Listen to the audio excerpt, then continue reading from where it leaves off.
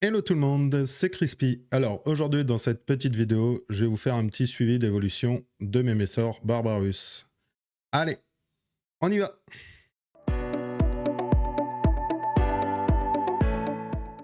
Alors, pour commencer cette petite vidéo, on va parler un petit peu de mes Messor, quand elles sont arrivées, euh, qu'est-ce qui s'est passé pour l'instant, et après, on ira voir un peu comment elles sont actuellement. Alors, c'est une colonie qui a maintenant 2 ans. Donc au tout départ, comme pour toute première colonie, j'ai fait énormément d'erreurs avec cette colonie. Ça n'a pas eu de conséquences pures et nettes sur la colonie, même au départ. Elle s'en est bien tirée. Alors, pour vous dire, donc bon, je commençais la myrmicologie, c'était ma première espèce. Donc là, la colonie que je vais vous présenter, c'était ma première espèce. Et du coup, j'ai fait certaines erreurs, comme l'erreur qu'on fait assez régulièrement, de les mettre en nid trop tôt. Donc au tout départ, je les avais laissés en tube, je leur donnais un peu à manger, et j'avais lu sur internet à ce moment-là qu'à partir de 15 ouvrières, on pouvait les mettre en nid. Sauf que je les ai lancés direct dans un nid, voilà, dès 15 ouvrières et tout ça. Et l'évolution s'était un petit peu arrêtée à ce moment-là, mais ça allait. On va dire que ça allait, elle se tenait bien. Malgré quelques erreurs et tout ça, malheureusement, normal hein, pour un débutant, mais j'avais du mal, j'avais voulu les mettre en nid dès le départ, comme ça. Petite erreur, grosse erreur même, grosse erreur. Ensuite, je les ai mis dans un nid où elles se sont super bien développées. Donc un nid un nid avec une aire de chasse accrochée directement. Donc qui faisait un peu genre pierre, décor de pierre et tout ça. C'était cet nid qui est magnifique parce que je l'ai encore. Je compte mettre une autre colonie dedans, mais il est magnifique mais malheureusement, vu du coup, on va dire avant la première diapose, comment elles avaient évolué, je me suis dit le nid est très bien. Enfin, ça allait très bien. Dans le nid, elles se sont développées à une rapidité, donc dans ce nouveau nid. Le seul problème, c'est que c'est un nid où on rajoute donc de l'eau dans une petite réserve, donc sur le côté du nid, et on voit en fait le seul moment qu'on pouvait voir qu'il y avait assez d'eau, pour pas faire déborder, c'était une petite grille qu'il y avait à l'intérieur du nid. Sauf qu'un jour, malheureusement, j'ai mis trop d'eau. Je pensais que l'eau qu'il n'y avait pas assez d'eau, donc j'ai continué à mettre, et en fait, ça avait l'air, c'était à mon avis au niveau du petit réservoir, donc du tout petit, de l'endroit où on mettait l'eau, que ça déconnait, et du coup j'ai mis trop d'eau dans le nid, et ça a fait déborder, l'eau a débordé un petit peu, et une partie du nid qui s'est retrouvée inondée. Donc à partir de ce moment-là, je les ai changés de nid, si je me souviens bien. Ils sont retournés un petit temps dans ce nid-là, mais j'ai voulu changer de nid à côté pour plus avoir ce souci d'être obligé de remplir cette réserve d'eau et risquer de retrouver la même chose, d'avoir la même chose. Donc je suis parti sur un nid en taous. Donc les nids en taous, donc nid modulaire, qu'on peut rajouter des parties et tout ça. Et depuis, donc ça c'était au début, donc là au mois de mars, à la sortie de diapose, je les ai mis dans ce nid. Et là, leurs 2 ans, ils les ont fêtés dans ce nid, et ils les ont bien fêtés. Donc, je vous laisse avec la vidéo pour que vous voyez tout ça. Alors, commençons déjà du côté du nid. Donc, comme vous pouvez le voir, il y a énormément de monde au niveau du nid. J'ai eu beaucoup de naissances dernièrement. Là, vous avez même une belle major. Une très grande naissance, il y a beaucoup de couvains. Donc niveau nid, au niveau du nid, il y a une belle activité. Je vais essayer de vous chercher la reine. Non, je ne la trouve pas. Là, il y a une autre partie du couvain dans cette zone-là. Cette zone-là, vous avez une autre partie du couvain. La colonie en elle-même a super bien évolué, comme vous pouvez le voir. J'ai énormément de majors, j'ai énormément de grosses nymphes encore en devenir. Franchement, la colonie va super bien. Donc, là, à ce niveau, ça va impeccable. C'est impeccable. Alors, la Gine, en elle-même, normalement, elle se trouve toujours dans les environs de par ici. Là, on ne pourra pas la voir parce que ils sont trop nombreuses, vraiment, vraiment trop nombreuses, mais elle est constamment par ici. Alors, cette année, en fait, quand je les ai sorties de Diapose, elles ont très vite repris de l'activité. Elles ont très vite... la reine a très vite répondu. Le couvain a énormément évolué et assez rapidement. Il y a un moment, j'avais une quasiment... Alors, ça se trouvait à ce niveau-là. C'était à ce niveau-là. Donc, cette chambre-là et cette chambre-là étaient remplies de couvains. Donc là, ils me l'ont un peu plus éparpillé. Là, aujourd'hui, comme vous pouvez le voir, il est un peu plus éparpillé.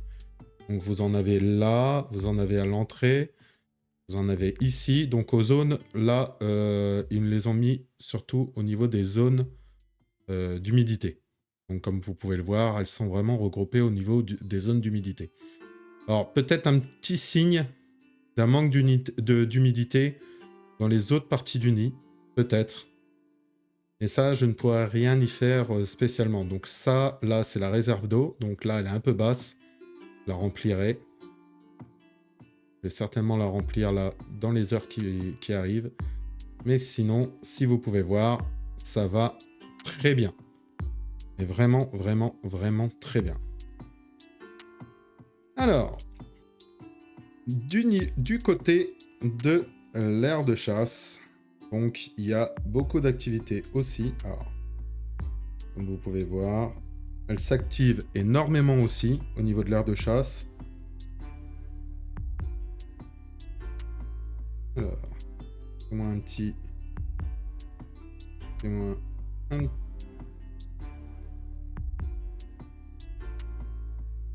Elles ont du mal. Alors, ma caméra, elle a du mal à les prendre. C'est dû à la vitre aussi derrière. Enfin, au plexiglas aussi. Alors, je vais les prendre par le dessus. Donc, on va ouvrir. Vous allez voir, ça va paniquer pas mal. Alors, je vais dézoomer. Je vais ouvrir par le dessus et je vais les prendre par le dessus. Voilà. Donc, dans l'aire de chasse, vous avez pas mal d'activités aussi. Donc, elles sont beaucoup au niveau du biberon, enfin, de l'abreuvoir que vous avez là. Donc, elles sont beaucoup à ce niveau-là. Là, elles m'ont fait leur grenier à graines. Et comme vous pouvez voir, il y a beaucoup d'activités. Donc là-bas, c'est le lieu des déchets. Bon, il y a quelques décès, normal aussi. Mais il y a beaucoup d'activités. Alors, c'est pas rare de trouver ce genre de petits majors se promener. Mais franchement, au niveau activité, ça va très bien. Voilà, donc une très bonne évolution de Mémessor Barbarus. La reine a superbe bien travaillé aujourd'hui, enfin cette année. Elle va avoir le droit à un beau petit repos quand la diapose arrivera. Mais pour l'instant, il y a encore un peu d'évolution à voir. Alors, je vais vous faire un plan du nid entier pour que vous voyez un peu la quantité aussi. Voilà, donc vous voyez bien qu'elles sont vraiment réunies aux zones où il y a l'humidité. En fait, c'est à ces zones-là, en fait. Donc, à chaque encadrement là, vous avez vraiment un bon groupe de fourmis. Voilà pour l'évolution de mes Mémessor. Je voulais vous en faire une petite vidéo. Et comme vous pouvez voir, tout va bien. Tout va très bien.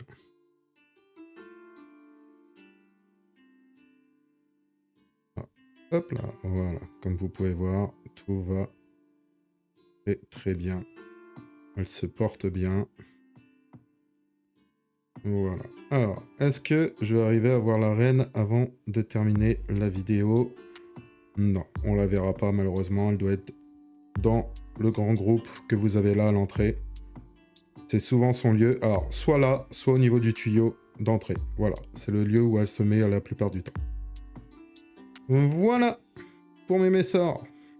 Et voilà, c'est tout pour cette petite vidéo. Comme vous avez pu le voir, il y a eu une énorme amélioration, enfin, une énorme évolution du couvain, de la colonie en elle-même. J'ai eu un petit peu de mortalité, c'est normal, hein, c'est totalement normal. Mais les naissances ont fait que les mortalités, je les ai pratiquement pas vues au niveau du nombre. Et même, je peux vous assurer qu'aujourd'hui, la colonie a énormément augmenté. Et j'envisage même, après Diapose, de rajouter une autre partie de nid pour qu'elles continuent leur développement comme elles l'ont fait. Alors, j'ai réfléchi à une petite chose après avoir lu certaines choses sur Internet, avoir lu certaines choses dans les bouquins concernant les messors. Dans leur nid, au naturel, elles ont en fait un nid qui est sec et une partie du nid qui est sec et une partie du nid qui est humide. Donc la partie humide concerne le couvain, vous avez pu remarquer, hein, là toutes les zones où c'était le mieux humide, ils ont mis, enfin où c'était le plus humide, ils ont mis tout le couvain. Et normalement, c'est composé d'une partie sec pour mettre les graines. Moi, vous avez vu, la partie sec, elle doit être au niveau de l'ADC, ça doit être bien sec à cet endroit-là. Et du coup, il me laisse toutes les graines dans l'ADC.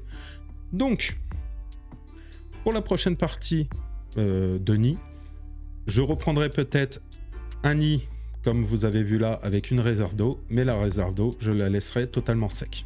Donc vraiment totalement sec. Donc je ne mettrai pas d'eau dedans. Je verrai comment ça tourne. Si elles se sentent bien dedans et qu'elles mettent leurs graines, ou que je vois que la colonie va bien dedans et tout ça, sans aucun souci, je laisserai comme ça. Si je vois qu'ils n'y vont pas dedans et que ils ne sont pas intéressés à mettre leurs graines dedans, tout simplement, je laisserai, je remodifierai aussi cette partie du nid là, et voilà, littéralement. Donc ça, c'est un projet, ça sera pour début de l'année prochaine, donc sortie de la diapose de l'année prochaine, parce que je pense que là, d'ici la diapose, ils m'ont rempli une bonne partie du nid où elles sont dedans, déjà, c'est déjà le cas. Et voilà. Voilà pour mes messors Barbarus. Si la vidéo t'a plu, n'hésite pas à mettre un petit pouce bleu, à partager la vidéo pour me faire monter dans les stats au niveau de YouTube. Si tu n'es pas abonné, n'hésite pas à t'abonner. On se retrouve comme d'habitude chaque dimanche pour une nouvelle vidéo fourmi. Je te rappelle aussi que à 300 abonnés, je fais un petit concours sur Insta où je vous ferai gagner des fondations et des colonies. Elles sont déjà là, elles commencent déjà à avoir leurs premières ouvrières, donc n'hésite surtout pas. Je vous rappelle aussi qu'avec le code CrispyMermex10, vous avez 10% sur votre caddie au niveau de la boutique Aesthetic Hunt, donc n'hésitez pas. Sur ce, je vous souhaite un bon dimanche, je vous dis à dimanche prochain. Ciao tout le monde!